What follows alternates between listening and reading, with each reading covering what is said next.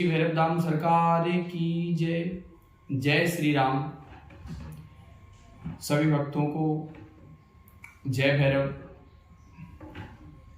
श्री भैरव धाम सिद्धपीठ आश्रम में आप सभी का स्वागत है।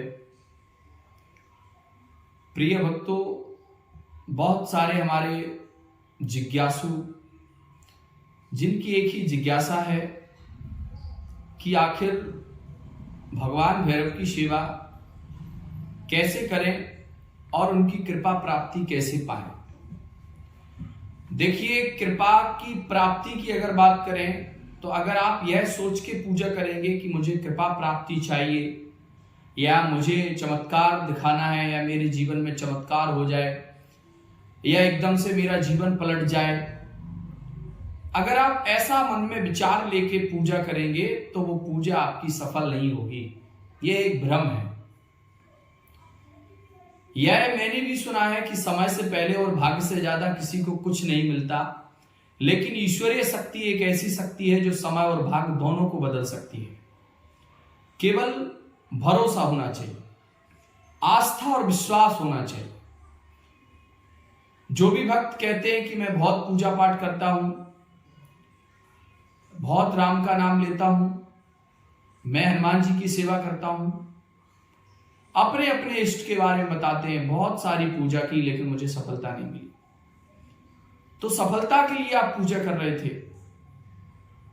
ऐसा संकल्प लिया था क्या आपने? जब हम कोई स्वार्थ के लिए संकल्प लेते हैं तो ध्यान रखिए, अगर उसमें छोटी सी भी त्रुटि हो जाएगी तो फिर कोई भी देव आपको माफ नहीं करेगा। स्वार्थ के लिए यदि आप पूजा पाठ कर रहे हैं तो कोई मतलब नहीं है उस पूजा पाठ का। जब देव कृपा हो जाएगी तो स्वार्थ तो स्वतः ही सिद्ध हो जाएगा। स्वार्थ यानी जो स्वार्थ है उसको देव के आगे बोलने की आवश्यकता नहीं होती है। कहीं ना कहीं पूजा पाठ में हमारी त्रुटि हो सकती है, इसमें कोई संदेह नहीं है। देवता एक इतनी पवित्र और इतना निर्मल मन वाला एक अदृश्य ऐसी शक्ति है जिसे हर कोई अपनी आंखों से नहीं देख सकता। हमें हमेशा जब भी किसी देवी देवता की पूजा करनी हो तो हमें ऐसा मन में संकल्प नहीं करना है कि मेरा ये भाव है मैं इसलिए पूजा कर रहा हूं। जब भी आप निस्वार्थ भाव से पूजा करेंगे, ये मेरा खुद का अनुभव रहा है। मैं भी जाता था, मैं भी पूजा पाठ करता था और अभी भी कर रहा हूं, लेकिन मेरा एक ही लक्ष्य रहा। मेरे साथ बहुत सारे मेरे मित्र जाते थे उसी मंदिर पे जिस पे मैं जाता हूं, मेरे बहुत सारे मित्र जाते थे, लेकिन मुझे यह पता है कि मेरे जो मित्र जाते थे उनकी कुछ ना कुछ कामना जरूर थी, लेकिन मैंने हृदय से प्रेम किया था, आज भी है और अंतिम समय तक, मृत्यु के अंतिम सांस तक इस शरीर से अगर कोई नाम निकलेगा तो वो भैरव। तो निस्वार्थ भाव से मैंने सेवा की और परमात्मा को जब लगा कि अब मेरी इसे आवश्यकता है, भगवान भैरव को लगा कि इस भक्त को मेरी आवश्यकता है, तो वो स्वतः ही उनकी कृपा प्राप्त हुई। इसीलिए मैं यही अनुभव अपना आपसे इसीलिए शेयर कर रहा हूं कि कहीं ना कहीं आप कोशिश करिए, परमात्मा से मिलने की कोशिश करिए, लेकिन परमात्मा की प्रतीक्षा करिए, परीक्षा मत लीजिए, प्रत्यक्षीकरण मत करिए, क्योंकि आपकी सामर्थ्य नहीं है उसे देखने की, आप तो उसकी छाया भी नहीं देख पाएंगे। तो कभी भी परमात्मा से ऐसी जिज्ञासा न करें। केवल मैं बता रहा हूं कि स्वार्थ के लिए यदि आप संकल्प करके पूजा पाठ कर रहे हैं तो आप बहुत गलत कर रहे हैं, कभी ऐसा नहीं होगा। आप तो जब भी कोई साधना, पूजा, अनुष्ठान इत्यादि करें तो निस्वार्थ भाव से करें। मैं 100% कह सकता हूं कि आप निस्वार्थ भाव से पूजा करिए, 100% स्वतः ही आपको वो सब प्राप्त हो जाएगा जिसकी आप कामना मन में कर रहे हैं। लेकिन संकल्प आपको इसका नहीं करना, क्योंकि मैंने भी वैदिक जो कर्मकांड होता उसमें मैंने पढ़ा है कि संकल्प दो प्रकार के होते हैं, एक सकाम होता है, एक निष्काम होता है।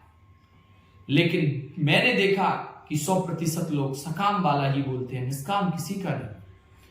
और निष्काम भक्ति जो होती है उसका असर कितना हाई होता है ये तो निष्काम वाले ही समझ सकते हैं। तो आप केवल परमात्मा से जुड़ने का प्रयास करिए। कोई भी मंत्र, कोई भी विद्वान, कोई भी ज्योतिषी, कोई भी तंत्र मंत्र केवल आपको माध्यम बन के परमात्मा से जोड़ने का काम करता है, वो खुद परमात्मा नहीं होता है। इस भ्रम में ना रहें। अगर कोई आपसे कहे कि आपके गांव में जो बल्ब जलता है उसमें बिजली कहां से आती है, तो आप कहेंगे कि वो पावर हाउस से आती है जहां पर इसका केंद्र है।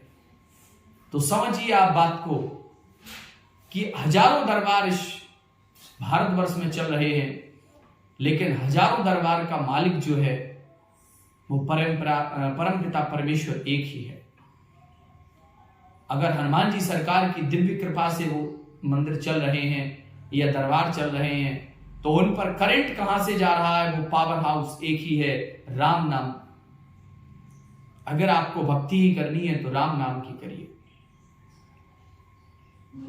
आप कितने भी तंत्र मंत्र में पढ़ करके बहुत सारी आप सिद्धियां, बहुत सारे योग, बहुत सारी क्रियाएं, बहुत सारी तामसिक क्रियाएं सीख सकते हैं, लेकिन उनसे तुम्हारा मोक्ष होने वाला नहीं है। मोक्ष प्राप्ति के लिए परमपिता परमेश्वर का नाम जय श्री राम ही बोलना पड़ेगा। हनुमान जी की कृपा प्राप्ति चाहिए तो राम का नाम लीजिए। आप किसी भी देव की कृपा प्राप्त करना चाहते हैं, उसके लिए भी आपको राम नाम का स्मरण करना पड़ेगा, क्योंकि दुनिया का सबसे पावरफुल एक ही नाम है, जय श्री राम। तो अगर आप चाहते हैं कि मैं साधना सिद्धि कर रहा हूं, तो निष्काम भाव से करिए, सकाम भाव से नहीं करिए। संकल्प लीजिए लोक कल्याण का, समाज सेवा का, संसार की सेवा का। महापुरुषों का आशीर्वाद लीजिए, पितरों की कृपा प्राप्ति होगी, 100% आप सफल हो जाएंगे। लेकिन निष्काम भाव से सफल हो सकते हैं, सकाम भाव से नहीं। लेकिन मैं आपको बता रहा हूं कि सकाम की आवश्यकता ही नहीं पड़ेगी, वो सारी चीजें स्वतः ही आपको प्राप्त होंगी। केवल आपको उस मंजिल तक पहुंचना बहुत कठिन है, प्रयास करिए। बहुत सारे भक्तों के फोन कॉल्स आते हैं कि महाराज जी मुझे ये साधना सिखा दो, वो सिखा दो। मैंने कहा मैं खुद नहीं साधना करता, मैं आपको क्या सिखाऊंगा। मैंने भी आज तक कोई प्रयास नहीं किया। बिल्कुल साधारण तरीके से पूजा पाठ, राम नाम की माला, गुरु मंत्र का जप, हनुमान जी महाराज का श्री हनुमान चालीसा पाठ, इसके अलावा कुछ नहीं करना। स्वतः ही उनका आशीर्वाद प्राप्त हो रहा है। दिव्य दरबार लोगों की सेवा के लिए चला रहे हैं, बड़ा अच्छा चल रहा है। श्री हनुमान जी महाराज की कृपा स्वतः ही प्राप्त हो रही है। हो सकता है हमारे पितरों ने जो सेवा की हो उसका परिणाम मुझे मिल रहा हो, या मेरी मानसिक जो पूजा हो निस्वार्थ भाव की, उसका परिणाम मुझे मिल रहा हो। तो मैं आप सभी भक्तों से एक ही आग्रह या निवेदन करूंगा कि आप सब इस बात को मानिए कि किसी भी ऐसी तामसिक क्रियाओं के चक्कर में मत पड़े, ना ही अपना हजारों रुपए बर्बाद करें, ना ही कोई साधना ट्रांसफर यहां वहां होती है, ना ही यहां वहां से कोई साधना को देकर आप करोड़पति बन सकते हैं। ये सब भ्रम में ना जिए। जो प्राप्त है वो पर्याप्त है। अगर आप इस उद्देश्य से जिएंगे तो जीवन में सब कुछ प्राप्त हो जाएगा। प्रकृति का नियम है कि सब कुछ धीरे धीरे ही प्राप्त होता है।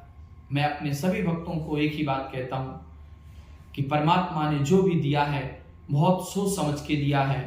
कभी भी हमें जीवन में निराश भी नहीं होना चाहिए। हो सकता है कि हम असफल हो जाएं, लेकिन हो सकता है कि इससे भी बड़ी सफलता आपके लिए भगवान ने पहले से ही, विधाता ने रच के रखी हो। तो आप बिल्कुल चिंता ना करें। तो जो भक्त इस भ्रम में है कि मुझे कोई सिद्धि प्राप्त हो जाए, मैं साधना कर लूं, मुझे किसी देव की कृपा प्राप्त हो जाए, तो मैं उन सभी से एक ही निवेदन करूंगा कि वो सबसे पहले अपने गुरु की शरण में जाएं, अपने गुरु मंत्र का जप करें और गुरु मंत्र के साथ साथ जितना संभव हो सके 1.25 लाख, 1.25 करोड़, 1.25 अरब, जितना हो सके राम नाम मंत्र का जरूर जाप करें। अगर आपको कोई शक्ति, सिद्धि या कृपा प्राप्ति चाहिए तो केवल आप राम मंत्र का जप करिए, इससे बड़ा दुनिया में कोई नहीं। तो जितने भी हमारे भक्त श्री भैरव धाम सिद्ध पीठ आश्रम से जुड़े हुए हैं, अगर वो वास्तव में मन से जुड़े हुए हैं, श्रद्धा से जुड़े हुए हैं, तो इस चीज को विश्वास कर आज से ही एक माला सीताराम नाम जप की अपने घर में शाम को एक घी का दीपक जला करके अपने पूजा स्थल में बैठ करके और एक माला प्रतिदिन सीताराम नाम जप की प्रतिदिन करिए। आपका जीवन बदल जाएगा। आपको किसी भी दरबार में भटकने की आवश्यकता नहीं पड़ेगी, किसी से भी अपने बारे में पूछने की आवश्यकता नहीं पड़ेगी। जितना आप पूछते हैं उतना आप भ्रमित होते हैं, उतने आप भटकते चले जाते हैं। वही चीज मैं एक साधारण मंच से आपको बता रहा हूं कि राम नाम मंत्र का जप करिए, और वही एक बड़ा योगी, साधक, सिद्ध पुरुष कोई बोल दे तो आप उसे मन से करते हैं। ऐसा क्यों? आपको इसका मतलब है कि भरोसा नहीं है राम नाम मंत्र पर, और जिसको भरोसा होता है उसे दुनिया में कहीं भटकने की आवश्यकता नहीं होती है। तो आप सभी राम नाम मंत्र का जप करिए और श्री राम और हनुमान जी महाराज की कृपा प्राप्त कीजिए। श्री हनुमान चालीसा का पाठ करिए, आप जीवन में सब कुछ मिलेगा जो आपको चाहिए। कभी भी आप दुखी नहीं होंगे। घर में कैसी भी समस्या हो, कितना भी बड़ा संकट हो, राम नाम की जो कुंजी है उसी से ताला खोलिए। दुनिया में कहीं भी चले जाओ, इस महामंत्र के आगे कोई मंत्र नहीं चलता। तो आप सभी भक्त, मुझे विश्वास है कि हमारे द्वारा जो राम नाम मंत्र की महिमा बताई गई है, इसके माध्यम से आप अवश्य इसका लाभ लेंगे। जय श्री राम, हर हर महादेव।